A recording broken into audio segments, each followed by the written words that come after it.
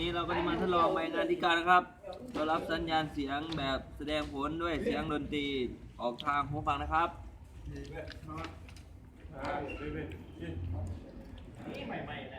เมื่อกดสวิตช์ S1 ค้างไว้จะพบว่า LED เปล่งแสงออกมาเป็นสีแดงและแสงจาก LED นี้จะส่งให้กับโฟโต้เป็นผลให้โฟโต้รับแสง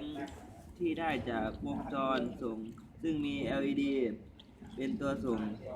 แล้วสัญญาณที่ได้รับจะเข้าสู่ขาหนึ่งของ IC1 ซึ่งเป็น IC เสียงเพลงจะทำการประมวลผลสัญญาณที่ได้มาจากเป็นผลสัญญาณเสียงเพลงส่งออกไปยังขา3แล้วเข้าสู่หูฟังเพื่อขับเสียงออกมาเป็นเสียงเพลงโดยมีตัวต้านทานปรับค่าได้ VR1 เป็นตัวปรับความไวในการตอบสนองต่อแสงของโฟโต้ถ้าปรับความไวแสงมากเกินไปจะทำให้โฟโต้รับแสงเล็กน้อยจากภายนอกเช่นแสงจากหลอดไฟ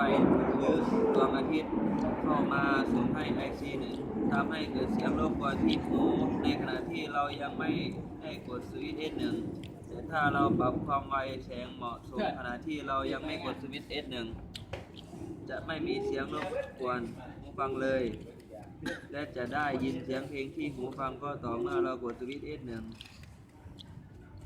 เพื่อส่งสัญญาณแสงไปควบคุมให้เกิดเสียงเพลงเท่านั้นครับขอการทดลองนี้ครับ